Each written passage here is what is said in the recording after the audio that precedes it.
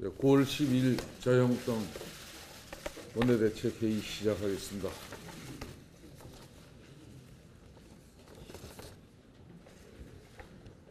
지난번 폭우 속에서도 3만여 소상공 자영업자들의 절규의 목소리가 가문에 들렸었습니다. 최저임금 인상 반대를 외치면서 그동안 문재인 정부의 실질적인 협조를 하지 않았다는 최성재 소상공인 연합회 회장에 대해서 노골적인 정권의 탄압이 시작되었습니다.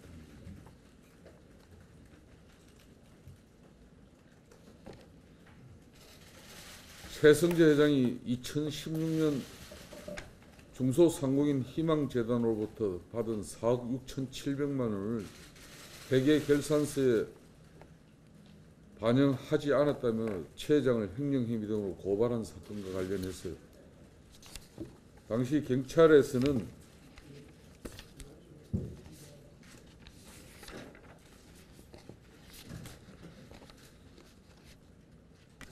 동작경찰서는 최성재 회장을 업무상 횡령 혐의로 수사를 했습니다마는 최 회장과 관련해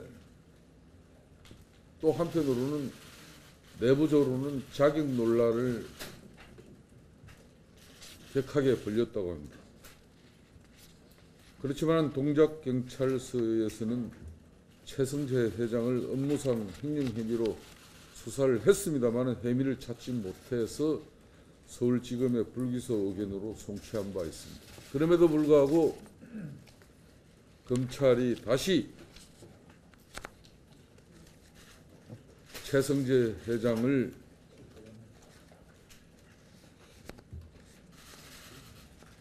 수사를 시작했다는 것은 이거는 명백한 600만 소상공 자영업자의 입장을 줄기차게 대변해온 소상공인 연합회에 대한 명백한 표적 수사이고 탄압입니다. 자유한국당은 어떤 경우에든 정권의 이런 몰염치한 탄압에 대해서 결코 간과하지 않을 것이라는 걸 먼저 밝힙니다.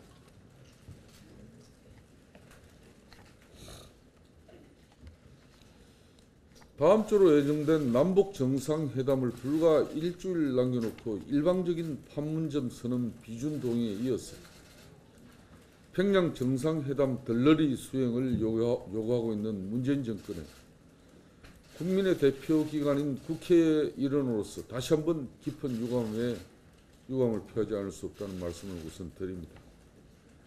문재인 정권은 더 이상 국회를 고의적으로 의도적으로 무력화하지 말고 정기국회를 의도적으로 패싱하려는 시도를 그만두기 바랍니다. 정기국회는 국민의 대표기관인 국회가 정부 정책을 감시하고 정권의 실정을 비판하면서 권력의 독주를 견제하기 위한 최소한의 장치라는 점을 말씀드리지 않을 수 없습니다. 소득주도 성장의 실패, 문재인 정책 실패와 국정 운영의 난맥상을 감시하고 지적해야 하는 정기국회를 온통 남북관계 이슈로 덮어버리고자 해서는 안 될 것이라는 말씀을 드립니다. 남북관계 이슈가 중요한 만큼 문재인 정책의 실패와 문재인 경제 실정에 대한 비판과 감시도 분명히 중요하다는 점을 잊지 말아야 할 것입니다. 청와대와 민주당은 물론이고 대통령께서도 당신이 말씀하신 대로 중차대한 민족사적 대의를 더 이상 당락에 활용하려 하지 마시기 바랍니다. 그리고 민족사적 대의가 중요한 만큼 자유한국당은 현재 예정되어 있는 정기국회 일정을 다시 조정할 것을 제안하고자 합니다.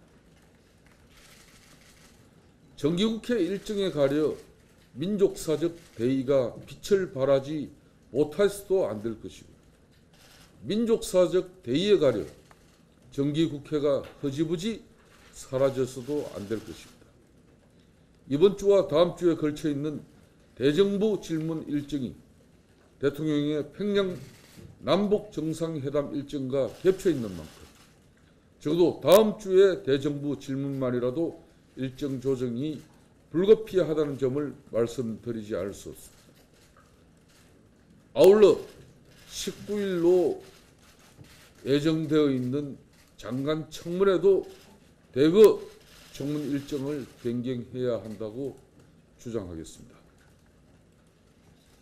가뜩이나 정기국회 대정부 질문을 앞두고 국회의장단을 비롯해 각 당 대표단을 평양에 동행하자고 요구하고 있는 문재인 정권이 평양 정상회담에 매몰돼 정기국회를 등한시하거나 고의적으로 회피하고자 하는 것이 아니라면 정상회담 국면과 분리해서 정기국회 일정에 오히려 선도적으로 나서야 할 것이라는 점을 지적하지 않을 수 없습니다. 다시 말씀드립니다마는 정기국회 대정부 질문은 국회가 국민을 대신해서 정부 정책의 잘잘못을 따지고 국민이 정부를 향해 묻고자 하는 바, 말하고자 하는 바를 대신 전하는 동시에 국민의 알 권리를 충족하는 자리인 만큼 그 답변에 책임 있는 국정 운영의 당사자 그 누구도 그 책무를 소홀히 하거나 자리를 회피하려 해서는 안 될 것입니다. 가뜩이나 정기국회를 앞두고 내각 선수교체를 단행한 문재인 정권이 대통령은 평양으로, 총리는 블라디보스톡으로 아무리 국회를 회피하려 해도 문재인 정책 실패의 본질적 국면은 결코 회피할 수 없다는 점을 분명히 인식하시기 바랍니다. 정책 실패의 책임을 아무리 뒤로 돌리고 화제를 아무리 다른 것으로 돌리려 해도 정책 실패의 본질은 결코 덮어지지 않는다는 점을 간과하지 말길 바라겠습니다. 문재인 정권은 여전히 일방적인 판문점 선언 비준 동의에 이어서 평양 정상회담 들러리 수용을 요구하고 있지만 정권의 일방적인 비준 동의 요구는 국회 본연의 논의 구조를 무시하는 행위일 뿐만 아니라 정상회담 수행 요구 또한 국민의 대표 기관으로서 국회의 지위를 부정하는 발상이라는 점을 분명히 지적하지 않을 수 없습니다. 판문점 선언 자체가 상호 이행을 강제하는 국가 간 협약에 해당하는지 여부에 대해서조차 여전히 이견이 엇갈릴 뿐만 아니라 그것이 단지 선언을 넘어 협약에 해당한다고 하더라도 반드시 의회의 비준 동의를 구해야 하는 사안인지 여부에 대해서 또한 의견이 엇갈리고 있고 국회 비준 동의 절차는 본질적으로 국민적 동의를 의미한다는 점에서 정권이 일방적으로 강요하거나 밀어붙일 사안이 결코 아니라는 점을 분명히 지적하지 않을 수 없습니다. 그리고 무엇보다 판문점 선언의 목표가 비핵화 진전과 남북관계 개선에 있는 만큼 지난 4월 이후 아무런 진전도 변화도 없는 상황을 두고 비준 동의를 일방적으로 서둘러 갈 일이 아니라는 점을 다시 한번 분명히 말씀드립니다.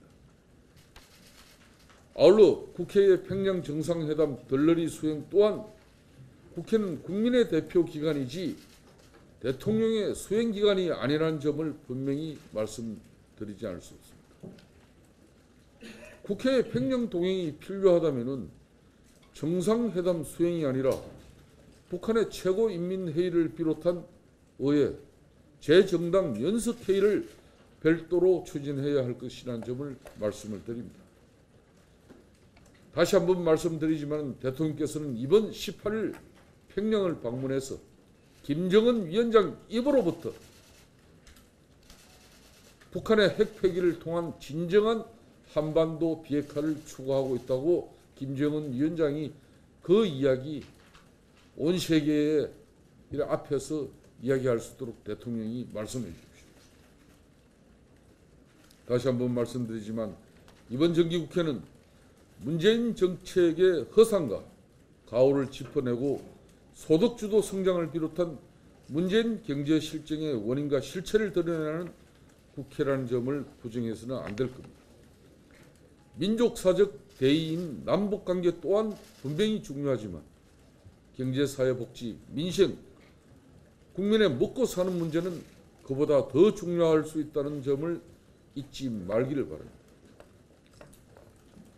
문재인 정책이 어디서부터 잘못됐는지, 무엇을 어떻게 고쳐야 하는지 국민 앞에 나와 질책을 받고 회초리를 맞아야 할 시점에 보따리 싸들고 평양으로 잠시 회피한다고 해서 그 현실이 회피되지는 않는다는 점을 잊지 말기 바랍니다.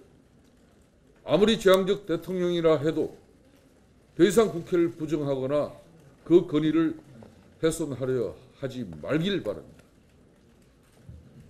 방북 수행단에 기업인 등 200명씩이면 도대체 정치권을 굳이 끌어들여서 대통령이 의도하는 바는 뭔지 청와대는 그것부터 밝히십시오. 저는 끝으로